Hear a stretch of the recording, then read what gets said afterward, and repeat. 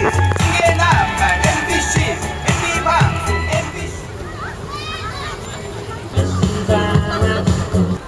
힘든데요? 어떻게 힘들까요? 일단 여기자여서가 아니고요. 기자라는 직업 자체가 저는 감정 노동이 상당히 심한 직업이라고 생각을 해요. 뭐 연출이나 이런 분들은 자기가 어떤 컨트롤하는 게 있는데, 기자는 내가 싫어하는 취재원, 예를 들어서 저는 국회를 한 2년 정도 출입했는데 2년 내내 한나라당만 담당을 했거든요. 이런. 그리고 한나라당에서도 이제 친박계만 담당을 했어요. 이런. 예, 근데 그런 사람들이 이제 밖에서 봤을 때는 정치인들 막 욕하고 이러잖아요. 근데 또 만나보면 막상 또 인간적으로 괜찮은 사람들도 있고 이런데, 이 싫은 사람이 분명히 있거든요. 대화하고 싶지 않은 사람들. 근데 기자는 그거 내색하면 안 돼요. 그리고 이렇게 정치인들은 어떻게 보면은 좀 이렇게 나이도 많고 그런 분들 앞에서 제가 뭔가 원하는 대답을 듣기 위해서, 알고 싶은 거를 좀 더 캐내기 위해서 뭐라고 해야 되죠? 막 온갖 막 애교와 막 이런 모든, 제가 할 수 있는 모든 수단을 다 동원을 해야 되는 거예요. 그런 게 계속 진행되다 보면은 어느 날 갑자기 좀 정신적으로 좀 피폐해진다고 할까요? 그런 부분이 있어요. 육체적으로 힘든 거는 뭐 모든 직종이 다 힘들고, 그런데 기자라는 거는 꼭 정치부가 아니고 다른 뭐 예를 들어서 경찰 기자만 하더라도요, 이상한 사람들 많잖아요. 사기꾼도 있을 수 있고 사심을 가지고 제보하는 사람도 있고, 그런 사람들을 상대하면서 이렇게 감정 노동을 해야 되는 거죠. 그러면서도 또 제가 중심을 잡아야 되고, 그런 게 좀 힘든 것 같아요. 저는 방금 김수진 기자님 말씀을 들으면서 제가 오랫동안 갖고 있던 의문 하나가 풀렸어요. 저는 제가 이제 어떤 분을 요즘 잘 이해를 못했는데, 네. 사장님이거든요. 근데 그 사장님이 사실은 이명박 대통령께서 국회의원 시절서부터 되게 오랫동안 많이 정신적으로 피폐해질 수밖에 없었네요. 오랫동안 그렇게 제가 보기에는 우리 사장은 네. 그쪽 정치인들을 취재를 하면서 네. 기자는 네. 정치적 성향이 다르거나 생각하는 게 다른 사람들 만날 수 있거든요. 네. 그때 항상 중심을 잡아야 되는데 네. 우리 사장은 중심을 잘 못 잡아서 흔들리지 않았을까, 예. 그런 생각을 제가 하고 있습니다. 조금 이해가 이제 갑니다. 자, 우리 이제 김태호 PD에게 그럼 뭘까요? 잘 나가려면 어떻게 해야 될까요? 말 잘 안 듣는 거? 왜? 왜 말 잘 안 듣는 게 왜? 최근에는 조금 조직 문화가 바뀌었다고 저희가 스스로 한탄을 많이 하긴 하는데, 네. 보도국 조직 자체는 말 잘 듣고 고분고분한 사람들 별로 안 좋아해요. 왜요? 그러니까 뭔가 자기가 취재를 하고 와서 선배들한테 보고를 하고 그 과정들이 있잖아요. 네. 그 과정에서 위에서 하지 말한다고 취재에 접는 기자 안 좋아해요. 네, 그런 의미에서 네. 말 좀 안 듣고 약간의 고집도 있고, 저희들 뭐 곤조라고 얘기하기도 하는데 네. 그런 거 좀 있는 그런 기자들 좋아하거든요. 저는 10년 기자 생활하면서 느낀 게 편견을 갖지 말아야 되겠다. 그리고 항상 자기 확신, 내가 가지고 있는 내 생각에 대한 확신을 항상 경계를 해야 되겠다. 그 생각이 옳을 수도 있지만 틀릴 수도 있거든요. 자기 확신이 너무 강하다 보면 다른 걸 보지 못하고 놓치는 게 많은 것 같아요. 실수에 대해서도 자기 확신이 너무 강하다 보면 그 실수를 용납하지 못하게 되는 거고요.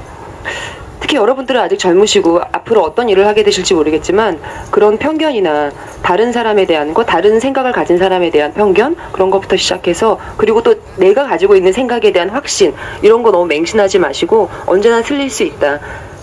괜찮아요. 틀려도 되잖아요. 다시 시작하면 되니까. 그런 좀 열린 마음으로 앞으로 미래를 좀 준비를 하셨으면 좋겠습니다.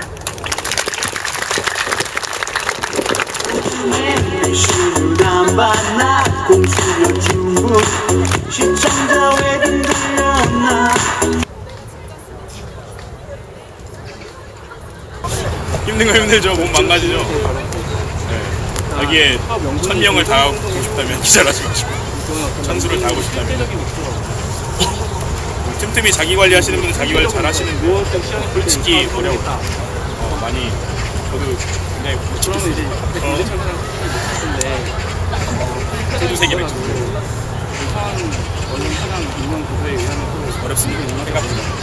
사실 뭐 그게 초반엔 더 체력적으로 되게 한계고, 사이브 있을 땐 특히 거의 6시까지나 텐션 살짝 실망스러운가요?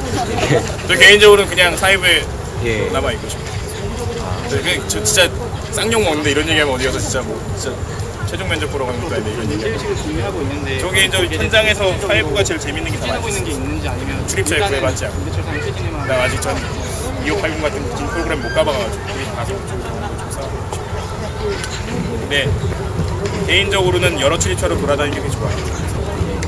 시각을 달리 할 수도 있고 취재원들도 많이 알게 될 수 있고 어느 정도 그만큼 소수도 늘어날 수 있는데 그래도 좀 영역 없이 좀 그래도 하려면은 출입처 나가다 보면 아무래도 출입처의 방어 논리에 많이 휘말리게 되고 진짜 공부 많이 안 하면 보도자료 나온 거 그냥 믿게 됩니다. 정권이 아니더라도 이게 그때부터 한쪽짜리 기자가 됐죠. 그러니까 적당한 선을 가지고 적당히 고민하고 적당히 배운 다음에 돌아와서 자기가 가진 시각대로 팩트를 취재하고 더 그런 팩트를 모아서 공격할 수 있는 기사들을 많이 쓰는 게 더 좋죠. 개인적으로 그렇게 생각해요. 그런 것보다는 솔직히 가난한 사람들이 더 없어요. 잃을 거 없는 사람들이 더 없어요. 제보하고 이러신 분들 두려움 같은 건 없는데 이제 아무래도 좀 약간 쫄리게 되는 그런 건 없잖아 있죠. 분위기가 그래. 기자주 들어오면 그거부터 배우거든요. 물론 일부 선배만 그래요. 내 앞에서 숙제 한 돌려서 마시지만 기자로 들어오기 이상 대통령하고 누구 앞에서도 숙이는 거 없이 선배 앞에서도 숙제 돌려 마시고 그런 거는 근데 뭐 들어오신 다음에 보면 쓰지 않죠.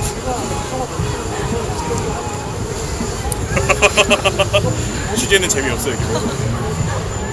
취재는 하다 보면은 이제 뭐 녹화도 돌리게 되고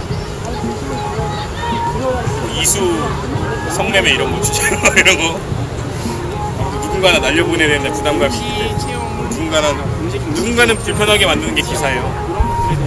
누가 좋으라고 쓴 건 사실 기사로서 가치 별로 없어요.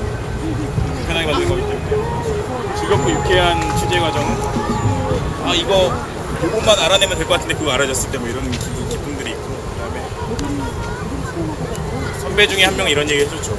1년에 네가 좋은 기사 얼마 쓰는데 1년에 하나씩만 네가 원하는 기사 쓰면 그 해는 성공을 해달라. 기자로 성공을 해달라고 그냥 회사 돈 받아먹으면서 남들처럼 똑같이 살기 싫다고 세상 등지고 살기 싫다라는 생각을 했었어요.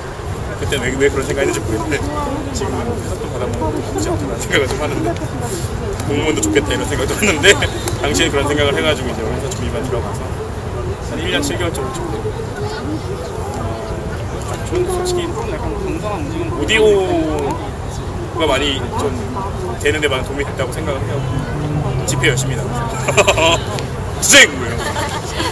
그런 얘기 막 물어봤어요. 지금 뭐 이제 통합진보당 이겼죠. 근데 이제 민노당 당원이었어요. 민노당 당원 밝히고 들어갔어요. 그때 그래서 뭐 탈퇴할 거냐 뭐라고 했을까? 공정한 보도를 위해서 바로 탈퇴하겠습니다.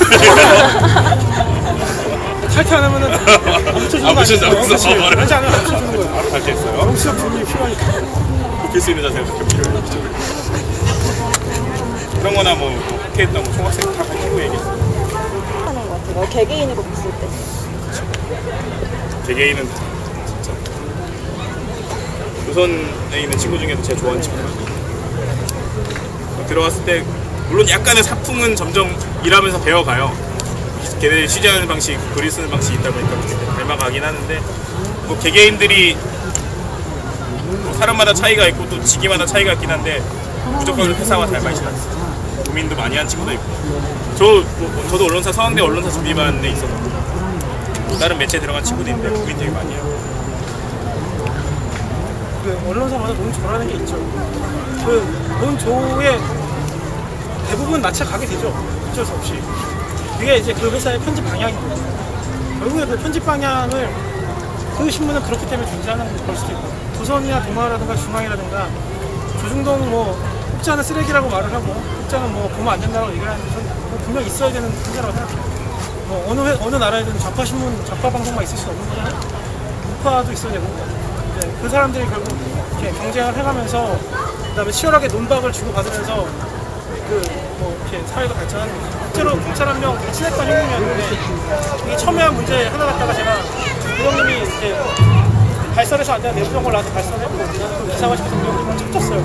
근데 저는 그때는 그거를 써야 되는 기사라고 생각했기 때문에 썼어요. 경찰이라는 조직이 또 자기네 내부 정보 세면은 어떻게든 그 발설자가 누군지 찾아냈거든. 그래서 나중에 되면 되게 중요해지는 것 중에 하나가 보호를 해줘야 돼요. 나한테 그런 정보를 준 사람이 누군지 보호를 해줘야 되는데 전 보호를 못했어요. 왜냐면은 그 정보를 알고 있는 사람 딱 하나였거든요. 그래서 그 정보가 나갔다는 건 딱 그 사람밖에 없기 때문에 그 사람 바로 지방발령 갔어요. 그래서 문자 보냈죠. 미안하다. 이해를 해달라고 했지만 다 없었죠. 삐진 거죠. 그래서 결국 그 사람, 그 형님하고는 척을 졌는데 인간관계라는 게 그렇게 힘듭니다. 특히 기자가 돼서 쌓는 인간관계 힘들고